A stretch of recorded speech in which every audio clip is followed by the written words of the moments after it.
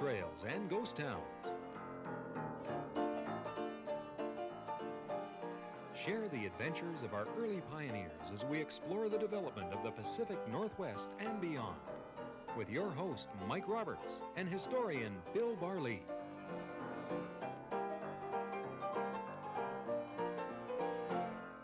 Welcome to Gold Trails and Ghost Towns. I'm Mike Roberts. Bill Barlee's here. This is the kind of show, Bill, that drives me crazy. This has got real gold in it, and great big bunches of it, too, when they finally get down to it. Yeah, and one of the most fascinating characters who ever came into British Columbia, in the mining annals of British Columbia, a guy called John B. Hobson. John B. What's the B stand for? John Beauregard Hobson. Irishman. Like I thought he was going to be a Southern American with a name like that. Sounds like it. Irishman, born, I think, in Dublin, 1844. Comes to California as a kid, 13 years old, and is fascinated. This is the height of the rush. He gets there in 1857. So this is the height of the rush in California. Well, actually over the top of it. Still a lot of gold coming out of California. A lot of it coming out of lode mines, and a lot of it coming out of placer mines, but hydraulic placer mines. So he then, his family has some money, Mike, and they send him to college or university. He comes out as a bona fide mining engineer with an interest, I think a latent interest even at that time, in placer mining. And of course, this is one of the great modes of operation and living in the 1850s and 60s in Western North America. He becomes, by the way, a valued employee of the mining Institute of California. He becomes a state employee, and he does a lot of the technical papers on all the gold fields of California. And in doing so, he acquires a knowledge of placer mining, specifically hydraulic mining, I think equal to none. He really was in a class by himself. Now, the interesting thing about JB Hobson, he's in California, he's there until he's about 48 years old, but at that time in Canada, there was a big rush, of course, in the all through 1858 is the Cariboo Rush. Sure, the Cariboo Rush. But on the tail end of that Cariboo Rush, a lot of Chinese miners came in, and they went up various rivers in the interior of the province. The Fraser, of course, is well known. We've mentioned it before. The Quesnel is well known. And this particular story kind of revolves around the Quesnel. So it revolves, essentially, we start at Quesnel Forks, and what happened there, of course, the miners branched north, and some of them went almost due east in kind of a southerly direction towards that horsefly country. And in doing so, they discovered a lot of coarse gold on the Quesnel River. In fact, there was an English firm that came in on the Quesnel River called the Golden River Quesnel Company, which was really rather interesting. They blocked off the whole river, and I alluded to it very briefly once before, some years ago, Mike. And they went in and mined 8,000 ounces on a place called Big Wheel Flat, not knowing that the Chinese had cleaned most of this river out before, because the Chinese were excellent miners. Yeah. And this leads really back to what we're doing in Canada. In going over that river, they came across a number of bars in the river that were very, very rich. And some of these bars had a different type of gold on them, different than they were getting in the ordinary run of gold on the river. So they would look different to the schooled eye. This is one color, this is another. Sure. An experienced miner would say, look, this doesn't come from the river. So then they start looking up the banks of the river, and they always look for a gully or a gulch. And in several places, Rose's Gulch was an example on the north side of the river. On the south side of the river, there was Blackjack Gulch, and there were a number of other gulches. There was Blackjack Gulch and Dancing Bill's Gulch, and those are probably two of the major ones. Now, Dancing Bill's Gulch was probably named after a guy called Dancing Bill Latham. Blackjack, there were all sorts of blackjacks in the Cariboo. Can't tell who it was named after. So they follow these up, but they don't get gold that they like. But behind them comes the Chinese. And the Chinese, they look very carefully, excellent miners, Mike, and they discover a place in Blackjack Gulch, between Blackjack Gulch and Dancing Bill's Gulch, which they call the China Pit. And they put in a little hydraulic operation, which is kind of a nozzle with a monitor on it, and they start picking up some very, very good gold, fine gold, Mike. Well, the CPR is sitting up in Canada, the barons of the CPR. They've just made an awful lot of money. They're independently wealthy, each one of them, and they're sitting back and they're looking for places to put their money. Where are they going to park their money? They hear about the Cariboo. Somebody tells them about Dancing Bill's Gulch and Blackjack Gulch, and they decide that they're going to put some money in there. So they buy the ground off the Chinese and buy a whole bunch of claims in that area. But the CPR the moguls of the CPR are not really very familiar with They're placer not gold mining. miners. That's right. They aren't gold miners. So they say, who can we get? Who's the best gold miner around? Well, the word drifts in. There's a guy called JB Hobson in California, knows all about gold mining, knows all about hydraulicking. So they get in touch with JB Hobson in 1892. He is now 48 years old. He is in California, well employed, but they make such an attractive offer that he comes into Canada. And he comes into Canada, he comes into the Cariboo district, probably up from 150 Mile House, gets in there, looks at this ground, and falls in love with it. Now that's a mistake, Mike. You never fall in love with gold ground. It doesn't, it's unrequited love, I take it. That's right. You have to be very, very, very careful indeed that you don't fall in love with the ground. But he did fall in love with the ground. And he did a lot of mathematical calculations. And he came to the conclusion, Mike, that there would be $100 million in gold in that ground. Now, the ground was from 400 feet to 600 feet above the river. So you got a huge depth to go to get to bedrock. So he assumed also that the gold would probably get richer, as is the usual rule of thumb in placer mining. It usually gets richer as you go to bedrock.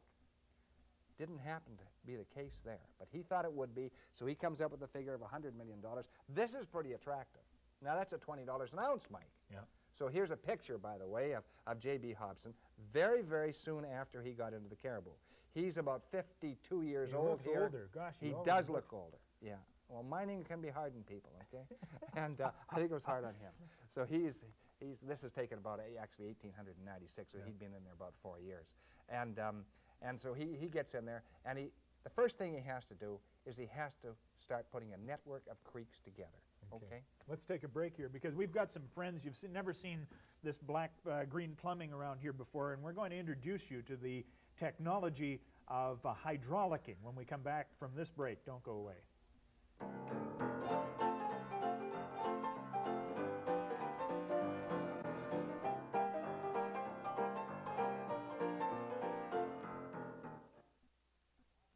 Welcome back to John Beauregard Hobson's story on Gold Trails and Ghost Towns. We've been talking about the process for hydraulicking requires something hydraulic, water.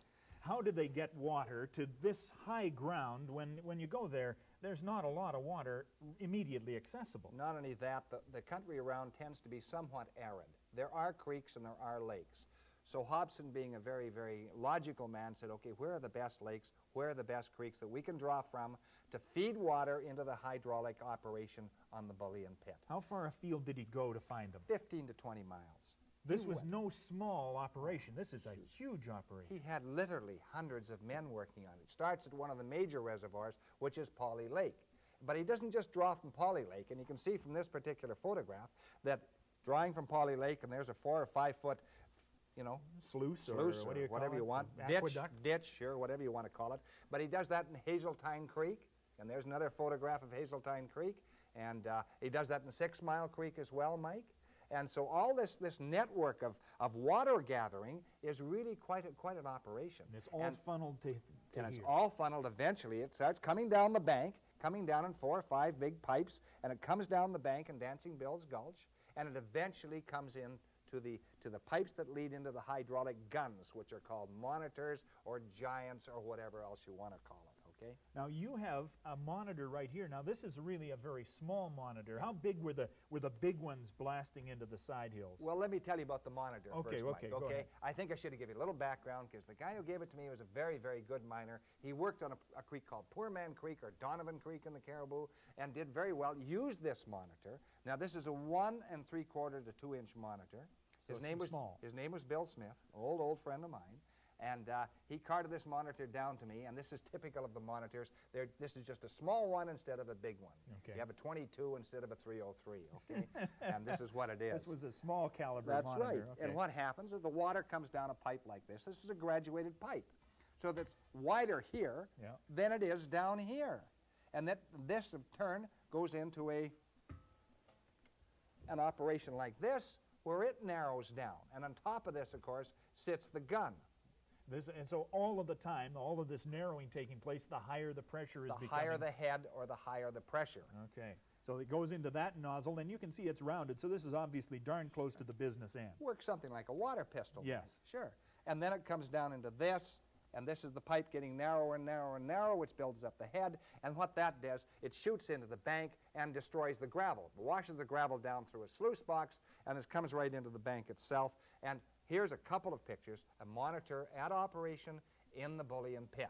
Now, And this is a big monitor. Now, Oh, yeah, how big were they? this is probably a 12-inch monitor. A 12-inch monitor, if you were to get hit by a 12-inch monitor at 100 feet, they wouldn't find you. Would just blow you apart. Blow you to pieces. Absolutely blow you to pieces. So this is a 12-inch monitor, and the next photograph is a marvelous photograph, one of my favorites. And here's the water raining down, and this guy is operating this monitor with the balance box. And that's this little balance box here. There's a box built right onto it, because no That's right. single man can hold back this kind of Couldn't pressure. hold the pressure. Just couldn't hold the pressure. And he's washing down the bank, and this is a very, very wet job. Some of them loved it, Mike. Absolutely loved it. But you know, Well, it's so Hobson- destructive, you know. I That's mean, right. it just washes that side hill right. away, and Yeah. and you're really seeing you're making progress. Sure. But they were getting small gold, Mike. Like that's This, stuff there. Yeah, this I is. mean, Oh, I it's- love it when you bring yeah. gold, though, Bill. It's important to me. Well, that's typical of the gold that you would have got from the Bullion Pit. And he made a mistake, as I mentioned before. He thought it was going to be 20, 25 cents a yard. It was not 20 or 25 cents a yard. It was about 10 cents a yard, or just maybe 11, between 10 and 11 cents a yard. But the interesting thing, Mike, was in the first part of it, the first part, when they put it on that ground, they went to the China pit, and the Chinese miners were so good, they had the best part of the ground. Hobson didn't know it. Yeah. So is that where they started? They started with the China That's China where they- pit, that's and then where they they worked started. their way beyond that. Yep. Okay. Going to take a break here. Be back in just a second, and we'll show you the extent to which the Bullion Pit grew and some of the immense ingots, I guess, of gold that's been refined from this. Do that right after this break.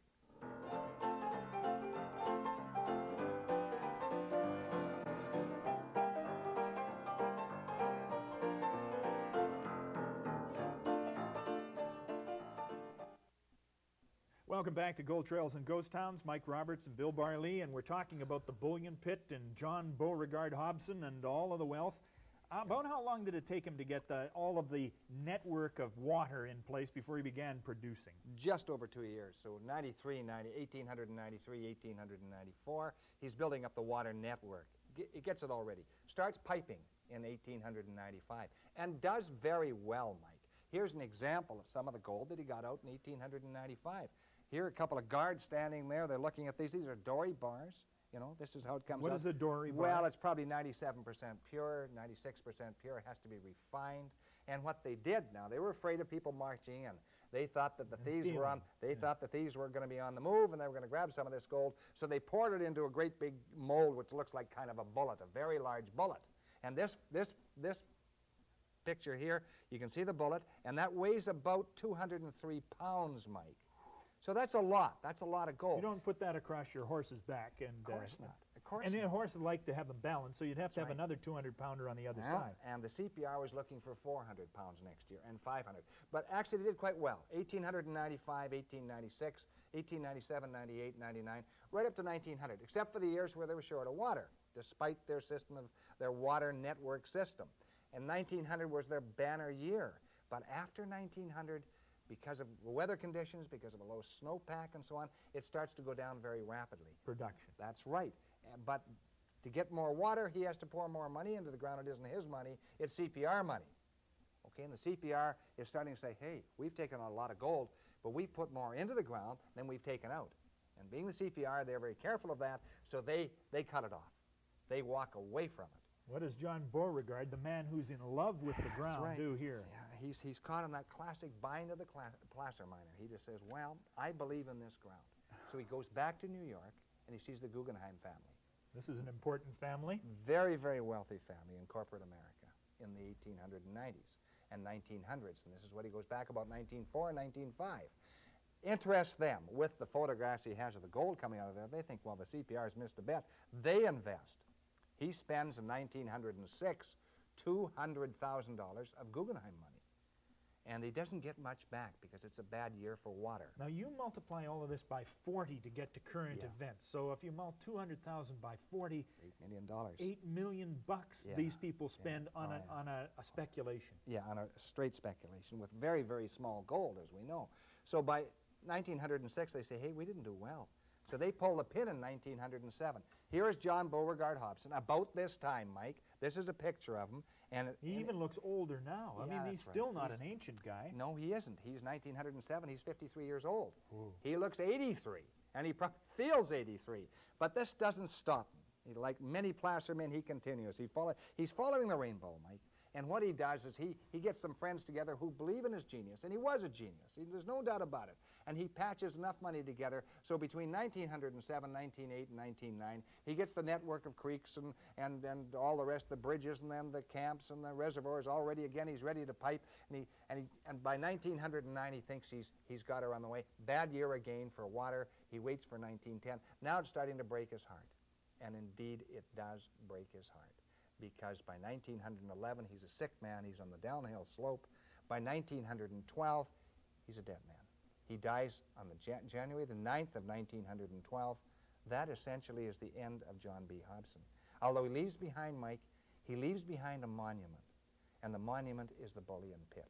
And you know, if you go and see that Bullion Pit today, you will recognize that it is indeed a monument. Well, I have to apologize for this video. I shot this with my own little shaking hands. Yeah. When you stand at the edge of the Bullion Pit and look down, and there are still people working the Bullion Pit to this very day, Sure. it is a huge hole in the ground. And how long must it be? It must be a Spectacular. mile or 2 miles long? Yeah, it's over a mile long and hundreds and hundreds and hundreds of feet deep. You can get lost in the Bullion Pit. And that entire Yeah. acreage was washed out with monitors Yeah. washing away the ancient gravel. All done by man, the biggest in the world. Nothing touches the Bullion Pit. And the interesting thing is, although John B. Hobson goes, Mike, the work continues. People can't stay away from the Bullion Pit. So they work through the 20s intermittently, into the 30s intermittently, into the 40s. And here's a shot from the 40s. And this particular shot shows the riffle cleanup. And there's the riffles coming down. The riffles are, you lift those riffles up, and then you can see the men cleaning out the box. And this is the most intriguing part of mining, because you know how much gold you got after your run, you see, or after your piping. Until then, it's all just gravel. That's Now right. it becomes precious. Yeah, that's right. And so they're packing all this gold together, and they're weighing it out very, very carefully. They still don't make enough. And of course, then the operation, the bullion, starts to slide down. And I think it's indicated in this photograph. Here's the big house, Hobson's big house, burning in the 1940s, I think it is. And I'm not sure it's 40s or early 50s. But there it is. Somebody caught the picture of the house going down. And with it really goes much of the bullion. Now, the bullion is still operating today, Mike. Yeah. But the interesting thing about this area is this, is that I think that the Chinese miners first hit it. They knew. Guys like Wally and guys like Tom, who was really China Tom. There's a picture of him, by the way, Mike, and it's kind of a great picture. This is China Tom. Sure. Now, he looks like a very Sure. lovely man. He's smiling, Sure. warm. Was he a warm man, or was this his sales face? He was a very nice man, and he was a merchant, but he was a miner first. The merchant, the profit he made from being a merchant allowed him to go placer mining. And there's a letter to him, Look and at he's that. called It's Mr. China Tom. China Tom is Tom, and that's kind of interesting. And this is another letter here, Mike, from Wally, from the Wally Company in Quesnel, and one of their tokens. And that token is very interesting. It's worth $10. It's made out of aluminum, and Made it's out of aluminum. been beat up a bit, Yeah. but that was a rare token, I take Oh it. yeah, they're very difficult tokens to get. There's some in the Quesnel Museum. And what happened, of course, this area, Mike, is really a fascinating area. And I'll tell you why it's a fascinating area. Because if you look through the entire area, if you put it under a very close scrutiny, you would find that on the north bank of the Quesnel River and Quesnel Lake, there are all sorts of hot spots. We talked about Cedar Creek before. Cedar Creek was spectacular, absolutely unbelievable. We've talked about Spanish Mountain before. It was the same.